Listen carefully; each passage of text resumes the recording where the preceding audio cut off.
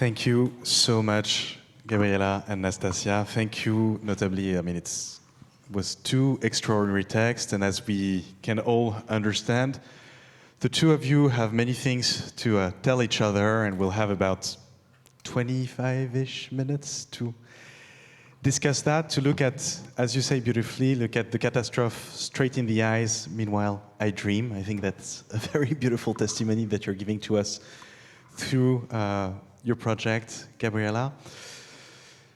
Maybe we could start with something that was present in your two presentations very much, which is the very notion of resource. And Nastassja, like you very beautifully remind us how there is, with this kind of symmetrical move, how like there is this Western conception of nature that really relies on the notion of resource.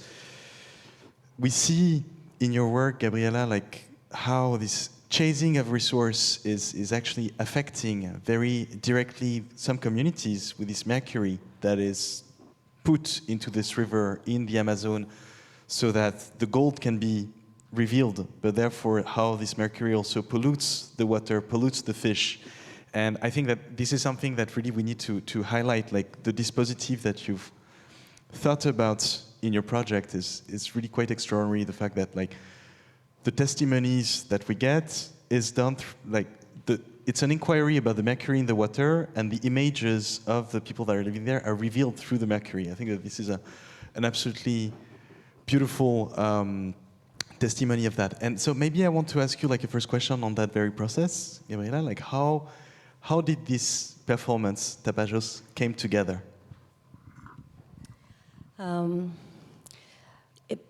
The first movement was to go to the 𝗃𝗃𝘁𝗃 region in the northeast of the state of Pará. And I was invited by Alessandra Corap, which is a very important leadership from the Munduruku people, to attend the Mercury Assembly. So they were having an assembly about Mercury in the middle of Amazonia, in the middle of indigenous community. It was already very strange to see this happening in the middle of the forest. They were receiving the results of their contamination by the scientists of a very important institution in Brazil. This was the beginning of the listening. I was there with ears open. And maybe we should show the images as we talk about it, actually, if it's possible as well. Or of the performance? Wait, while we talk about it. Of the YouTube. This is Altamira. But it was this. So I was there, and that's the thing. That was the first moment that I arrived. Usually in this first moment is a moment where you listen all the information. But then you have to go back again, and go back again, and go back again, so that you stop listening the information. The information is good to a point. It was there where I learned about the mothers being the most affected. But after you go and you go back, what you start listening, that's more precious to me, is how people articulate language. What is hidden, and how the language of the performance itself will be born from this articulation of language of that territory, of that particular river.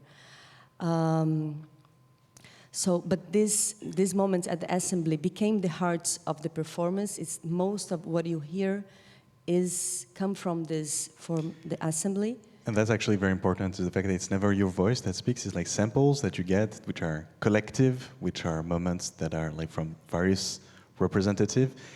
And I found that there was something quite extraordinary. I mean, after all, we're in Arles, which is a city of photography. We do see lots of photographic practice.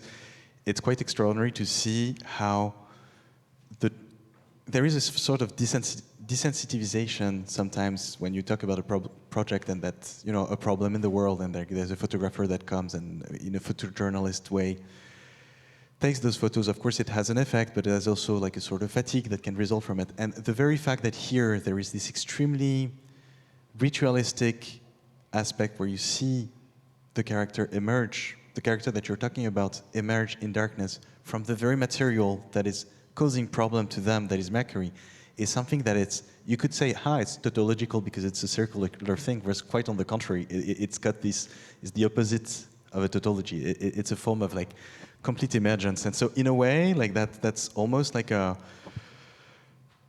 question that I can think where mercury that is not seen as a resource, but as a way to achieve, to extract a resource, can become a revealer rather than a polluter. And that's a very interesting shift that you operate. And so somehow, like, Nastassja, I want to come back a bit to the absolutely beautiful text that you gave to us, where you came back to the very notion of resource, which is a very important part of like a Western mythology of extractivism. And you trace back very beautifully that question of like how a resource, how kind of like how it shifted sense, how it became like, how it emptied itself from its meaning. And so how do you, can you retrace a little bit that movement of like this transposition from one form of resource to like get back some energy to another form that is connected to extractivism? Can you tell us a little bit more about this? I think I'll answer by going back to 𝗃𝗿𝗁𝘂𝘁𝗃𝗀𝗀, La Chute du Ciel, from 𝗿𝗵𝗂𝘁𝗃𝗏, because I think the way he formulates the possibility of the sky falling really helped me understand what it could mean to not see the metals and the rocks underneath the earth, certain metals and certain rocks, actually the critical ones, the one we're looking for, as something else than resources. So you tell me if you read it like me, but from what I understood, he talks about this idea that some metals and some rocks are placed underneath the surface of the ground for a reason of some sort of like a cosmic equilibrium that like holds the earth on the right position. And these metals are themselves inhabited by spirits that shall not get out of where they are. Like they have to exist, but if you put them in the free air, so the pollution that happens, the actual pollution, he's saying that it's not just due to the actual pollutants and everything, but it's because they took out these spirits from under the ground, and so now they're here roaming everywhere. And this is what is going to, at some point, create the possibility of the falling sky. And I heard Ailton Krenak recently taking this idea even further, and I thought that was actually super brilliant, thinking about, so all these critical metals that actually compose our phones and I mean, every device that we have our eyes and fingers on all the time, there are these very metals that are, if you follow this Yanomimi perspective, inhabited by this very dark spirit. It's not like right or wrong, but it's that shouldn't be outside and that are. And so the spell you were talking about, so Ailton was talking about the spell that, you know, we're having with these things, not being just a spell of the human IA and everything that's happening, but a spell that comes from these rocks and metals and spirits that are now in our hands all the time. So it kind of like completely reversed the way we're looking at. So it's not so much the sky that falls, but rather like the underground that rise, almost, yeah, well, if I keep on this. I mean... No, it's exactly that. And all these things that are under the earth, they have spirits, and they have been put at that by a spirit also that was doing this job in taking care of life, hiding these things. And when you touch the ground and you make especially the smoke about it, like burning these things, is this smoke who hurts the sky and who will come down.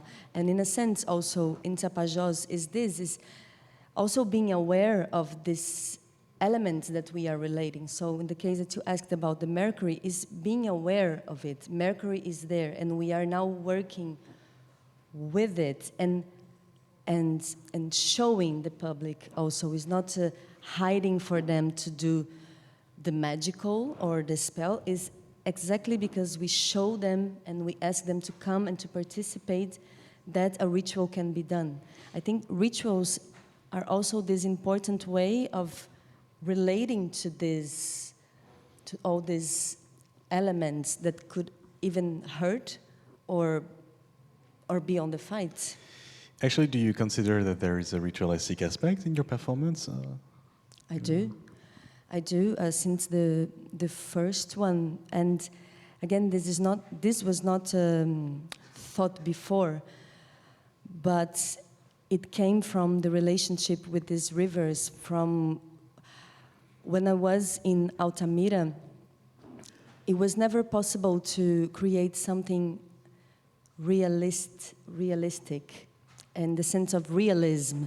You know, realism would diminish everything. The way 𝗃𝗁𝘁𝗃𝗁𝗁 is talking, she's talking that her city became a film of terror, a place with Walking Dead. They are using these terms to describe a reality that is completely broken.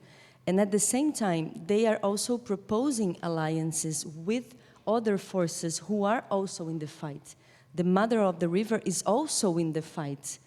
As the Munduruku mothers are in the fight, there is the fight happening in this side of the world and in the other side of the world. They have tools, technology, and rituals to activate both worlds. And in theater, I guess the invitation is to also create, not the same, because we are not imitating them. We are not making exactly a ritual that the Munduruku would do. It would not make sense. But theater can also be a place of ritual. We are there together. So yes. But you're touching upon something that is very interesting, and Nastassja, I'll be interested in what you say when you say the limits of a realistic approach. Of course, like you don't say, there's not an ounce of decredibilization of an approach. It's just, Nastassja, like, can you give us examples of moments when you think that what was understood as a realistic approach was actually so reductivist that it was not operational anymore? Like, does that spark some thoughts for you? So on this, I'll develop a little bit more. Like, I'm interested, like, another way of asking that question is pretty much, you've studied collectives that were drastically affected by climate change, whether they are in Alaska, with the 𝗃𝗁𝘁𝗃𝗁𝗁, I hope I pronounce it okay this time, still not, sorry, you'll teach me how to do it. And in Kamchatka with the 𝗱𝗏, still wrong pronunciation, sorry. But how these two collectives are really at the forefront of climate change because of all the deregulations that happen and the way in which this deeply affects their day-to-day lives, whether it's like the trajectory of the birds that are central to day-to-day life, or like the animals that they chase, etc. And like your work develops that a lot.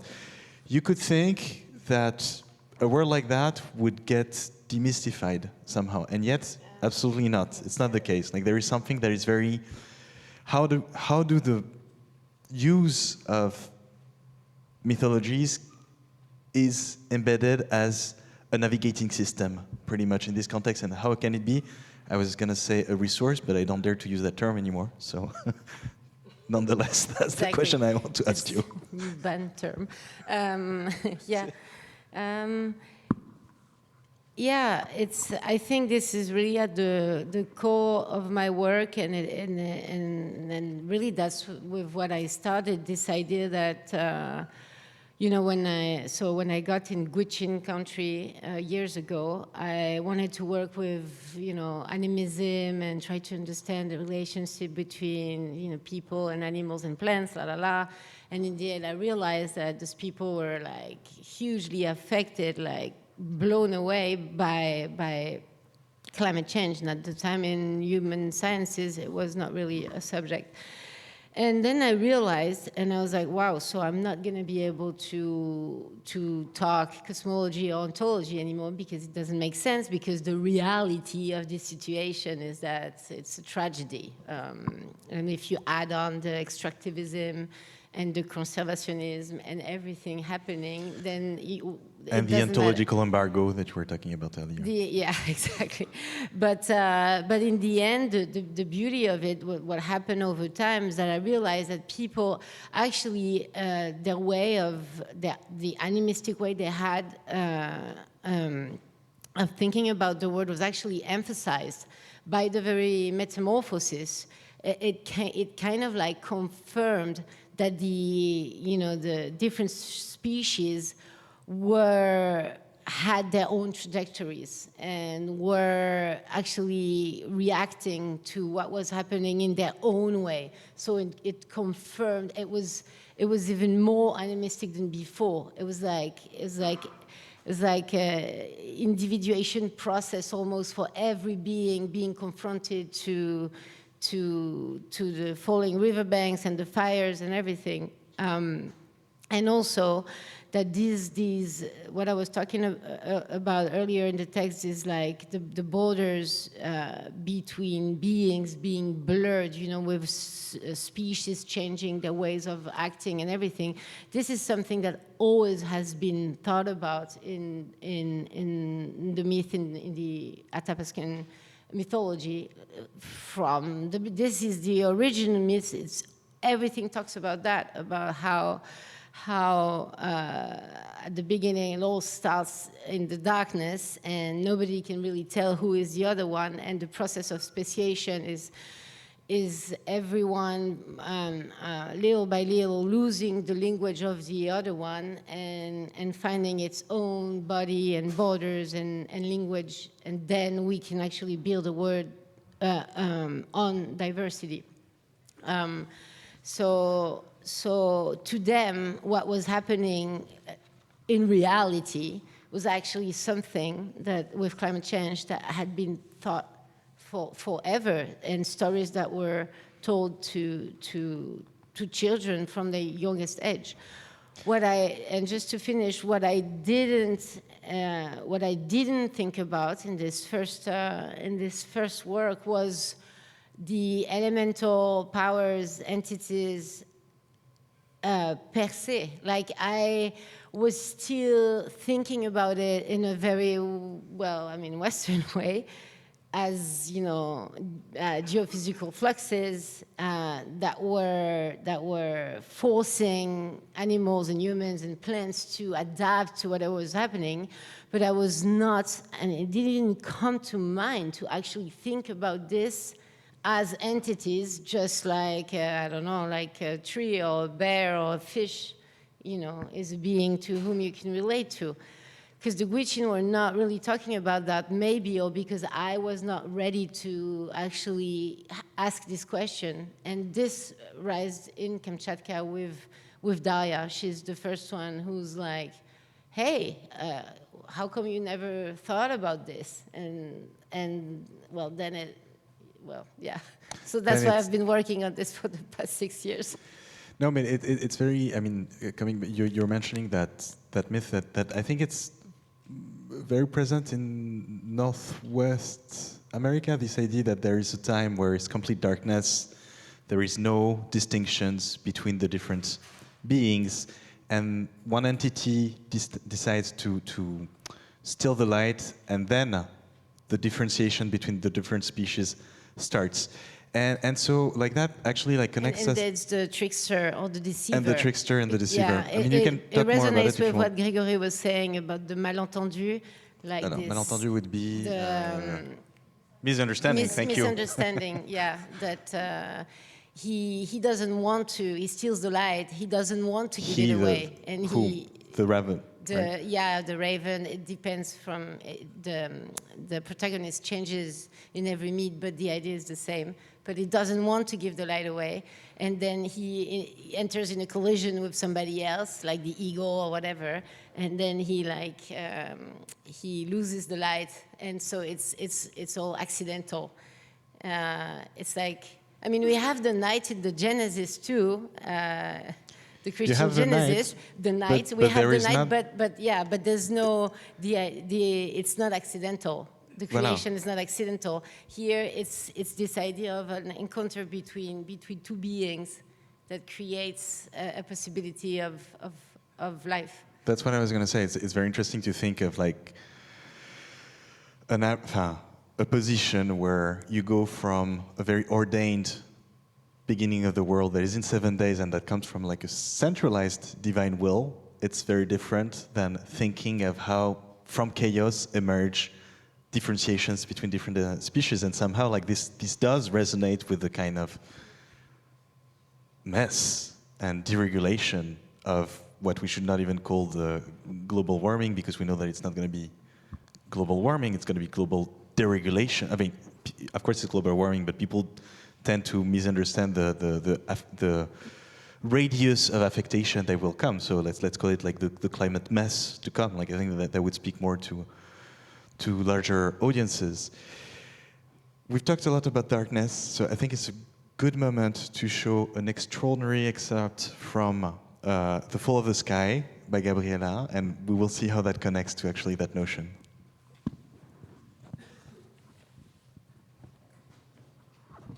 So we need to plunge in the dark. Thanks.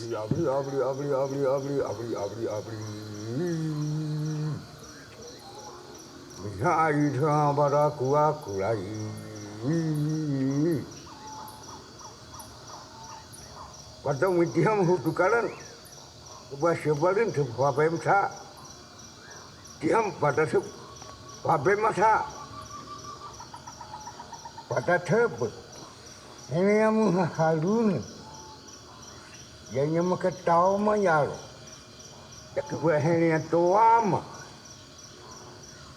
Yang pada hari yang biar kula, hari wayan ni, pada hari yang musi, halu aku ikut. Mamo ya ke suwali, masuwali, mamo ya ke blede, hayat, hayat berkui mani. Kami yang pada nabi aku, kami yang jadi pada dekat kui, memohon leah utawi, ya dekat hini yaku thare. Soalan hanya thai mami, ki mani yang kira ublarati. Mani yang hanya tahu, ya ikut tar ni, ya ikut tabrai leku kita ini. Aku membalik kamu mani yang ikut. Aku maham, menghoya uham, menghoya una kumani gua bah, membaca terb. Pada roha ada kaku kalati, pada sebuah bulumui, sebuah ulihi bebrahamahi, seluruh kabraka kuleham, isau olaham, isau bokok kawaluhi, kau nabu mungkin maksai mohon hilabuman kule, pada sebuah didik kebadan, uaha hilayui, isau uaha yai hilabumah.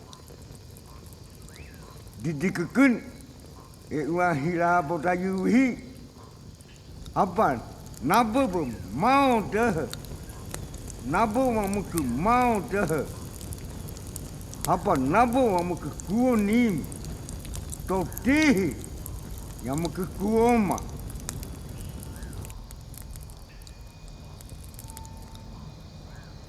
nabu seuli hikutayan yang mamuku Oshi mana ni mana kuhe, yang nama utama. Eno hotama ma bata de telefon. Udah nababa plau ku bladium. Udah misawa. Nababa walo asawakem. Bah walo ikun. Ahyam mai thai soam. Nababa nabba walo kem. Udah waiba ma bladium. 𝗱𝗱𝗃𝗀𝘃𝗀𝗀𝗀𝗀 manang hen. Kami hapa muni no mamane mahe. Yang muni no mamane mamkihi. Wamane untuk tahu. Ahnya mai ham. Bata sebenar hotama. Bata sebenar hotama. Ya be uno dah dah. Yang keblalu yang Yahuda. Honyam. 𝗃𝗶𝗃𝗀𝗃 yang 𝗃𝗶𝗃𝗀𝗃 hotama ya 𝗃𝗶𝗃𝗃𝗀𝗃 ya untuk tamu mana bay. Wale noa ma 𝗶𝗃𝗃𝗃𝗃 wale noa ma 𝗶𝗃𝗃𝗃𝗃 ya bihone ku yalo. Wei ibatani sio bole lalo lihe. Mama bo noa manghu boda ya bihakun. Mama kai ka blau kama boda. Nyami sebe bulu bo. Mama sebe tanamai. Nabo mama ke kub. Mama uli hibe noa mab. Mama mau bo noa mab.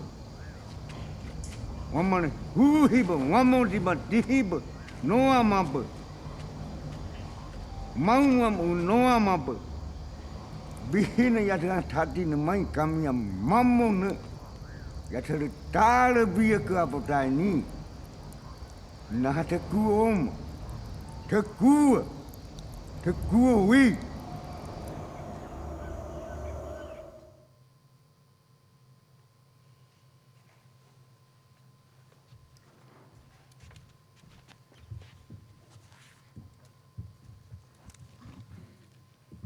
So we don't have. We're going to wrap up around that excerpt that I think is extremely powerful because the camera turns back actually, and it asks something. It asks plenty of questions actually. The question of the dispositive to get to your project, the question of the medium that you use, the question of your methodology, the question of your positionality as well. And actually, it's something that I want to ask to the two of you. You do work in very long immersions, like you don't come as tourists in the place where you go. Nonetheless, you also know that like you have this position that is very much the one of an outsider to these communities. How do you grapple with that question of positionality within your work? And Gabriela, I'd like to ask you, and then Nastassja, I'd like to ask you as well, because that's a common thread in your two work. I think for me, one of the most important things that I find it's also a co-creator of all of this is time. We have to have time to be in a relationship. And for me, that's with what I am working with. I work with time, relationship, and language. And this language will be born from this relationship that's built in time. And actually yesterday you said something very interesting to me. You said, like, I never think that I can do anything else than portraying a relationship. I never want to portray people. I'm thinking of the relationship that I have with them. I think that was a very interesting... Yes. And I think this sequence is a great... was a good moment that we found this. Because it's this, we cannot not be in this encounter. I know when Justino is asking me and Eric, and he's asking also this to cinema. Why to shoot the Yanomami? Why to film the Yanomami? Why to make this film?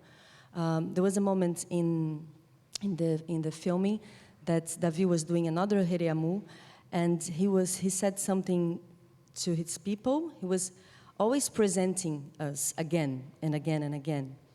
And he said, these people who are here, they are my friends. they're not really friends, they are kind of friends. So we are building this, but they are here so that others like them don't come. So this was a good moment also to understand that we are doing a film so that we don't come back. So also Davi, he is also directing. The community is also directing. They know what's going on and the forces that's going on. And for us, it's important that this is implied in the film as well. This is the center of the film. This is the middle of the film. After this sequence, everything turns. The beginning of the film, this is the middle. Before it comes all the invitation with the Yanomami, colorful, bright, all the invitation. After that, the film becomes about us. The film becomes about the Napi. There is a moment where all the images are gone and it's only David talking and directing to the people who are in the cinema and talking like, you Napi, you have to listen now. You did this. And then he named all the countries that are taking the gold from these lands, all the cities. They know, and they are also working and directing the film. And this, for me, is the important. This is what. This is the heart of this relationship, to relate as artists. It's what the best I have to offer is cinema and theater, and how not to make, not the Yanomami or a river like the Xingu, like make it so small that it will fit in my cinematographic project. It's about, when I say that a river is a language, is because the river itself is operating in the language of the theater, and the Yanomami are operating in the language of the cinema, and that's what is, just to fit, because that's what is, it's strong for me when we are also here thinking about myths, is how, in the way, if you see how Justino is describing reality, what we call, it's full of other operations, and this is reality. It's not that a myth is here operating in the reality that is here. This is making a reality. What I said before is not that, for me, is not interest, realism, but not real. Reality is very important, but so it's making this reality that he calls the spirit of the night to talk about reality with him. He talks about this mountain who has young daughters that are smaller than. So I'm interested in this. I'm interested in the dark that will make the eye open, whether you want it or not, you know? Whether you know it or not, your eye will open to see. If you work the sound, your ear will open. I'm interested in something that works in the body, and yeah. No, and this is very beautiful, the choice that you decided there is not enough light, which your interlocutor sees, and instead of having the reflex of saying, oh, okay, let's bring on some artificial light, quite on the contrary, you let the camera tame down, lose its capacity to see things, and therefore, like, our pupils do open, and it's in a way like it's a physiological answer to a different way of encountering a discourse, which is absolutely extraordinary. Nastassja, how do you think about those questions? Your medium, your position? Well, I think, and we were talking about it earlier, something we strongly share in our practices is this idea of how do we do to not convert the river, the mountain, the people we work with in a theme or in a myth, because that's also a problem, you know, like by introducing the voice of those people in the middle of the forest, because those voices need to be heard here and to be translated, the risk is always this same one, that they're gonna be reduced. The relationships we talk about is gonna be reduced and is gonna end up in in a myth that's shareable, that's, you know, easy to convert into an information, but that's lost its actual power and performativity. So to me, it's like it's an obsession of my work, is how do we keep this the performativity of what people are talking about in the forms we create, whether it be cinema or theater or writing, however we operate. How do we shape-shift in the form of the people or the being or the entity we're talking about, just like you were talking about how the theater became the river itself. The river changed the way you were thinking about your... Yeah, so this is one thing that's very important to me, to try and really think through the form. And then the other thing that needs to be said is that anthropology nowadays has a huge problem, which is legitimacy. Mm-hmm. And it makes no more sense to be an anthropologist in the old-fashioned way. And also, as I was when I wrote my PhD, like going to fieldwork, and the idea of fieldwork is dead. I mean, it makes no more sense. It's like also this word we have to ban from our vocabulary, my fieldwork. Anyway, the terrain in French is even more evocative, mon terrain. But because people now, they want to speak for themselves, and they don't want to have somebody else come to their land and, you know, just like document them and come back and share their word. It's not like that.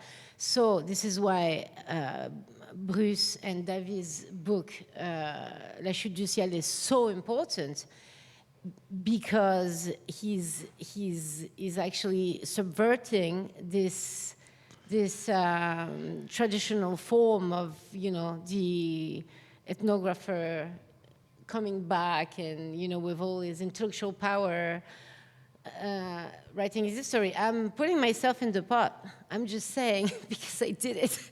But I'm just, and that's why I'm obsessed by the forms and how do I change my way of writing, but it's not enough. It's not enough. And we have to think how to just, I think like the shift needs to be even more profound, and probably like think about more about co-writings and things like this. It's just because we cannot do the way, we have to stop doing what we've been doing. Thank you, Nastassja. We also have to stop the discussion and open to questions, but we also have to pursue the discussion on forum, which as a cultural center is of course at the heart of what we try to do, is to help different filmmaker, artists, writers to try to find a forum that will fit their object of inquiry, rather to get the object of inquiry to fit into the form, as you were beautifully saying. Although the word object is not the best term to use here, but I think you got a sense of what I was saying. We have time for a few questions, and I have a feeling we'll have a really easy translatable question by Alphonse, right here. Great, thanks. Does this work? Yes. Okay. No, thank you so much for such a generous and wonderful presentation and conversation. My question draws on what Martin brought up, and I'm curious about the limits of witnessing and the limits of togetherness and the limits of being nearby. Because I think, for example, with the Xingu and with all the other rivers, for example, in Gabriela's context, the pollution doesn't stop. The toxicities do not stop. They are ongoing systems and processes of extraction, even though in artistic creation it fixes a point of representation of that history. Reality and the real world continues. And I'm really curious in both of your work, Gabriela and Nastassja, and how do you deal with that? With the kind of violence as an ongoing structure and the relationships that you have cultivated, how do they survive or move through those violences, and how do you, in your part, as not just anthropologist and artist, but as friend, as a member of the community, no matter how far away, work to reduce or to rethink the scales of harm? Is that easy to translate? I don't know.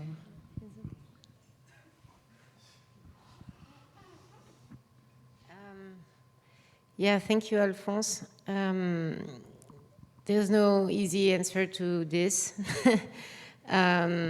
Sometimes I want to just stop working because to answer also Gregory's question in introduction, what can researcher do to, like, you know, rethink a myth that would resonate with habitability of Earth? Nothing. That's the thing. Like, you know, everybody in the 𝗂𝗲𝘁𝗃 River right now is almost Thank you dead. for these merry words. No, but I'm feeling cheered up. Really. no, but it's true. I want to say this. Everybody in the 𝗂𝗂𝘁𝗃 River is almost dead. The men have been sent to war. My friend Ivan got killed in the Ukraine front 6 months ago. And Daria, she's now basically all alone in the forest with a river that's polluted by the nickel mine, the Swiss nickel mine, just above. So what does it serve that I told this story? It's like, I mean, yeah, there's a lot of, yeah, sometimes you're like, why do we keep doing what we're doing? Well, I guess because there's no other choice. Yeah, there's no other choice. And because also I think at some point there is beautiful things happening together with all this. For me, I think that this question of Justino, will we really be the allies of the Yanomami? Is this, I don't think this is a question that I can sit here and say, yes, I am, because I did this and this and this and this. You know, it's not about that. This is a question that will be continually raised until the day I die. Nastassja, Eric, Bruce, everyone. We are in a relationship that is full of heritage and full of contradictions, and we have to be reminded of that every day and know that it's a relationship also full of mistakes. It will have a lot of mistakes, in fact, as any relationship. But in that case, we also carry a heritage, a historical heritage with it, which requires even more responsibility to it. And I think there is so many dimensions of this question, and none of them are easy. It can be that we created an affection relationship. It can be that we move productions relations also. So The Falling Sky, we directed. There was a hybrid team between Yanomami artists and us. But also we take the responsibility. We were in the editing room. We were editing this film, which is the moment where the film is done. Now we are producing the next film of Morzaniel Iramari, which is a Yanomami movie maker. We have created together with Raimunda her book. She wrote a book.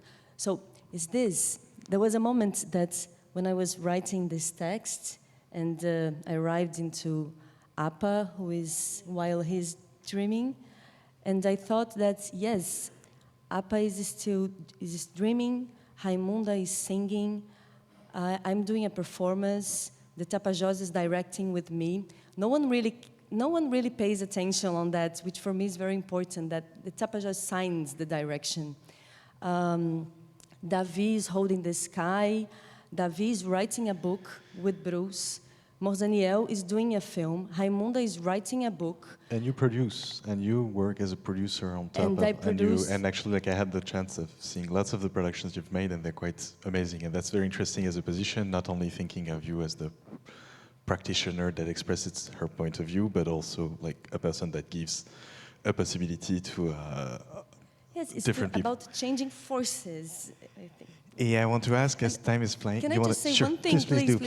It's just that also, it's as Nastassja was saying, I mean, if I am together with Alessandra Corapi, who is in the 𝗃𝗃𝘁𝗃, contaminated by mercury, but also everything there is a resource. They're being exploited by soya, wood, so many other things, and she's never giving up, never. They just had a major winning there. Everything that this woman, Alessandra Corapi, decides to embrace, she wins. It's really amazing. And she had an impossible win in Brazil right now, politically. If she doesn't give up, we cannot give up as well. I mean, it's if we are there, if we were invited to their home, to their life, and trusted with that, it's staying is the only choice. Thank you so much. We have 2 minutes left, so shall we, peut-être... Yeah, we'll take, you know what, like, we're quite behind. There's now 1 minute 30 left, so maybe we have a commentary, if you want, Grégory, that can then take it later on. En français.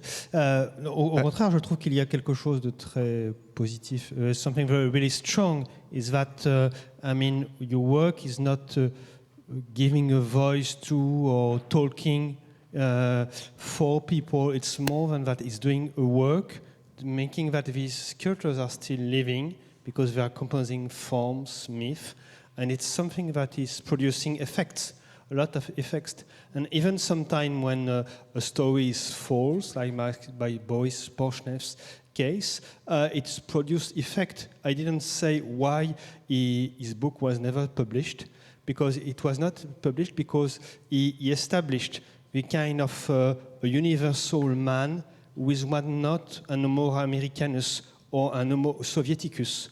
And so it was not possible for the power in USSR. And even that, if we do our work in a film way, in a precise way, we are producing effects. And that's very strong, I think so. Something that we can do. Effects through affects. I think this was really a beautiful session. You'll be able to ask your question at the pause, I'm sorry. We have to thank you both for this extraordinary session. Thank you so much. Again, thank you. A big round of applause.